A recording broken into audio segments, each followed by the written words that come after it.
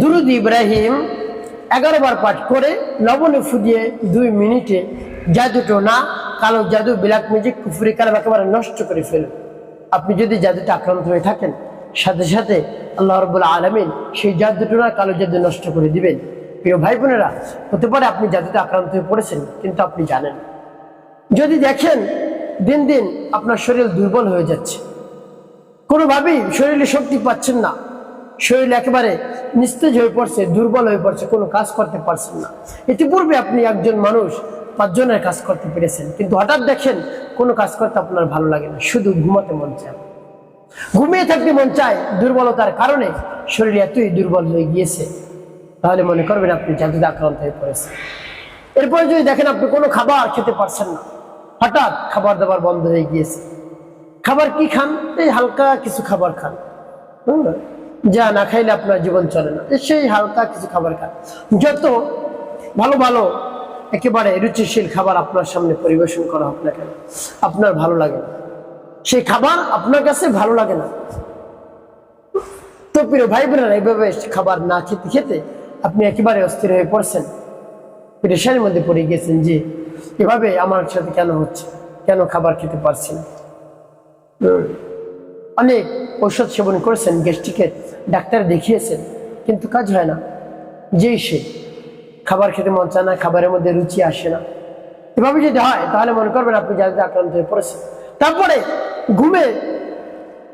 আপনি ঘুমের ঘরে যদি স্বপ্নে দেখেন বারবার কোনো কিছু খাবার খাচ্ছেন, আপনার সামনে ভালো ভালো খাবার নিয়ে আসছে, আপনি খেয়ে ফেলছেন, স্বপ্নের মধ্যে যে খাবার দেখবেন সেটা আপনার খেতে মন চায়, রুচি আসে, কিন্তু রিয়েলি যে আপনি খাবারটা খাবেন, আপনার সামনে উপস্থিত রাখে যে খাবারটা আপনাকে দেয়, সেই খাবারটা আপনার খেতে মন চায়, কিন্তু স্বপ্নের মধ্যে যে খাবারটা দেখেন সেটা আপনি খেয়ে ফেলেন।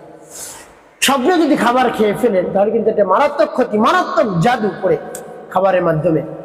প্রিয় ভাই বোনেরা, তাই ভাবে যদি জাদুটোনা আপনি আক্রান্ত হয়ে থাকেন, সাথে সাথে জাদুটোনা নষ্ট করুন, অন্যথা আপনি ক্ষতিগ্রস্তর মধ্যে পড়ে যাবেন। এরপরে আপনি যদি দেখেন আপনার চেহারা দিন দিন পরিবর্তন হচ্ছে, এখন একরকম, একটু পরে অন্যরকম দেখা যাচ্ছে, তারপরে শরীর একেবারে শুকিয়ে যাচ্ছে, এভাবে যদি হয় তাহলে মনে করবেন জাদুতে আপনি আক্রান্ত হয়ে পড়েছেন। কোনোভাবেই কাল বিলম্ব করবেন না, সাথে সাথে নষ্ট করবেন। আপনি যদি অলসতা করে বসে থাকেন যে আস্তে আস্তে করে আমলটি, তাহলে কিন্তু আপনি আরো ক্ষতিগ্রস্তের মধ্যে পড়ে যাবেন, এমনকি মৃত্যুর শয্যায় সাহিত্য হইতে পারেন। এত খারাপ জাদুটোনা, কালো জাদু, ব্ল্যাক ম্যাজিক। প্রিয় ভাই বোনেরা, জাদুটোনা করা কিন্তু বেশি কঠিন না। অনেক সময় দেখবেন পুতুলের মধ্যে আলপিন ঢুকানো, মাথায়, হাতে, কোমরে, পায়ে, এভাবে যদি হয়, যার নাম নিয়ে ভাবে জাদুটোনা, কালো জাদু করে, সে একেবারে শেষ হয়ে যায়, নিস্তেজ হয়ে যায়, ক্ষত বিক্ষত হয়ে যায় তার শরীর। এরপরে দেখবেন অনেক সময় লেবুর মধ্যে আলপিন ঢুকানো থাকে, সুই ঢুকানো থাকে, চারদিকে, উপরে নিচে, 2 দিকে এভাবে সুই ঢুকানো থাকে, তাহলে দেখবেন যার নাম নিয়ে করে সে একেবারে শেষ হয়ে যায়। প্রিয় ভাই বোনের, সেই জাদুটোনা অবশ্যই আপনাকে কাটতে হবে, নষ্ট করতে হবে, অন্যথায় ক্ষতিগ্রস্তের মধ্যে পড়ে যাবে। প্রিয় ভাই বোনেরা, এই জাদুটোনা, কালো জাদু প্রতিহিংসা বশত করে, এমনিতেই করে না। আর কাছের মানুষ করে, দূরের মানুষ আপনাকে চিনে না, কেমন করে করে, কাছের মানুষ করে, আপনি বুঝতেও পারছেন। তো প্রিয় ভাই বোন, সেই জাদুটোনা সাথে সাথে নষ্ট করুন, অন্যথায় এক সমস্যা থেকে অন্য সমস্যার মধ্যে আপনি পড়ে যাবেন। যখন একেবারে বেশি হয়ে যাবে তখন আপনি কোনোভাবেই কাটিয়ে উঠতে পারবেন না। হতে পারে বেশি দিন হয়নি আপনাকে জাদুটোনা করেছে, হঠাৎ আপনার মধ্যে এই পরিবর্তনগুলো দেখতেছেন, সাথে সাথে আপনি জাদুটোনা নষ্ট করার জন্য আমলটি চালিয়ে যান, দেখবেন কাজ হয়ে যাবে। প্রিয় ভাই বোনেরা, তবে আমলটি করার ক্ষেত্রে আপনাকে পরিপূর্ণ বিশ্বাস এবং আস্থা নিয়ে আমলটি করতে হবে। আপনার মনে যদি সন্দেহ থাকে, কত চেষ্টা সাধনা করলাম আমার রোগের জন্য, রোগ থেকে ভালো হওয়ার জন্য, আমার সমস্যা সমাধানের জন্য, শারীরিক দুর্বলতা দূর করার জন্য, কোনোটাই কাজ হয় না, আমলেই কাজ হয়ে যায়, এরকম যদি সন্দেহ থাকে তাহলে আপনার আমলটি করার দরকার নেই, আপনি আমলটি করবেন, তাহলে কাজ হতেও পারে, নাও হতে পারে। পরিপূর্ণ বিশ্বাস দিয়ে যদি করতে পারেন 100% যে হ্যাঁ আমলে কাজ হবেই হবে, দুরূদ শরীফে কাজ হবেই হবে, দুরূদ শরীফের অনেক ফজিলত এবং গুরুত্ব রয়েছে, আপনি শুনে অবাক হয়ে যাবেন। দুরূদ শুধু আমরা পড়ি তাই নাই, রব্বুল আলামিনও দুরূদ শরীফ পাঠ করেন নবীর শানে। আল্লাহ রাব্বুল আলামিন কি চমৎকার করে পবিত্র কোরআন কারীমের মধ্যে জানিয়ে দিয়েছেন, ইন্নাল্লাহা ওয়া মালাইকাতাহু ইউসাল্লুনা আলান নবী ইয়া আইয়ুহাল্লাযীনা আমানু সাল্লু আলাইহি ওয়া সাল্লিমু তাসলিমা। প্রিয় ভাই বোনেরা, আল্লাহ রাব্বুল আলামিন বলেন নিশ্চয়ই আমি আল্লাহ এবং আমার ফেরেশতাগণ নবীর শানে দুরূদ পাঠ করি, তোমরা যারা ঈমানদার রয়েছো তারাও নবীর শানে দুরূদ পাঠ করো। সুবহানাল্লাহ। তাই নবীর শানে বেশি বেশি আপনি দুরূদ পাঠ করুন, আপনার উপর রহমত নাযিল হতে থাকবে। আল্লাহর হাবিব সাল্লাল্লাহু আলাইহি সাল্লাম দুরূদের ফজিলত সম্পর্কে কি বলছেন? মান সাল্লা আলাইয়া সালাতান সাল্লাল্লাহু আলাইহি আশারা মাররাত, যে ব্যক্তি একবার দুরূদ শরীফ পাঠ করবে 10টি রহমত নাযিল হয়। সুবহানাল্লাহ বিহামদি। অন্য রায়াতে রয়েছে 10টি গুনাহ মাফ হয়ে যায়। আর আল্লাহর হাবিব সাল্লাল্লাহু আলাইহি সাল্লামের কাছে সেই দুরূদ পাঠকারী নাম ঠিকানা সহ পৌঁছে দেওয়া হয়। নবীজি সাল্লাল্লাহু আলাইহি সাল্লাম রওজা মুবারকে বসে তার জন্য দোয়া করে, কল্যাণের জন্য দোয়া করে, উভয় জাহানের কল্যাণের জন্য, দুনিয়া ও আখিরাতের কল্যাণের জন্য দোয়া করে। প্রিয় ভাই বোনেরা, জানা থাকলে বলুন তো, নবীজি সাল্লাল্লাহু আলাইহি সাল্লাম জন্য, আপনার জন্য, আমার জন্য দোয়া করেন, সেই দোয়া কি বিফলে যেতে পারে? কখনো যেতে পারে না।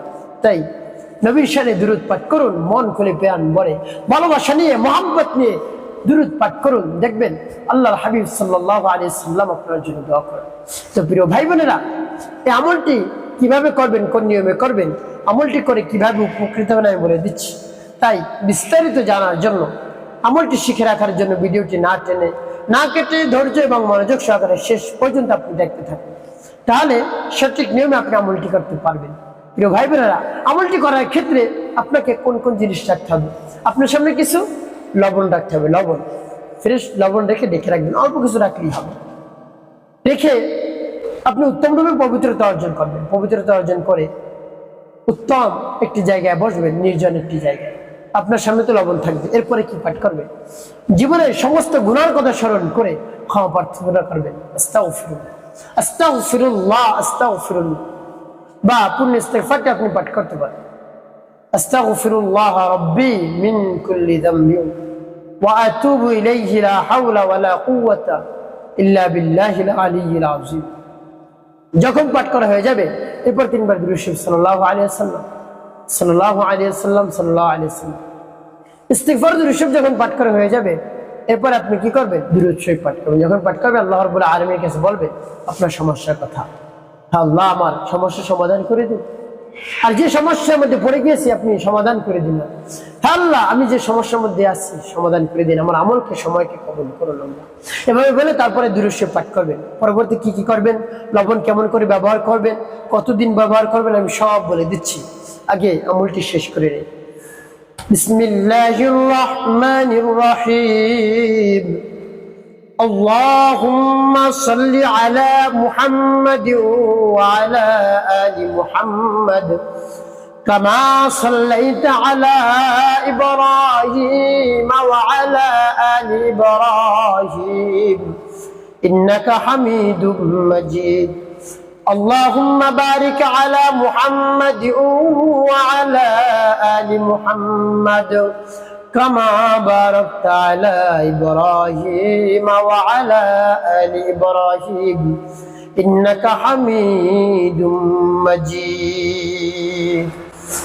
যখন পাঠ করা হয়ে যাবে, লবণের মতো একটু ফুল, তারপর আপনি আবার পাঠ করবেন বিসমিল্লাহির রহমানির রহিম। اللهم صل على محمد وعلى آل محمد كما صليت على إبراهيم وعلى آل إبراهيم إنك حميد مجيد اللهم بارك على محمد وعلى آل محمد كما باركت على إبراهيم وعلى آل إبراهيم إنك حميد مجيد। পাঠ করে সবার তারপর আপনি মনে দরদ নিয়ে আবার পাঠ করবেন বিসমিল্লাহির রহমানির রহিম।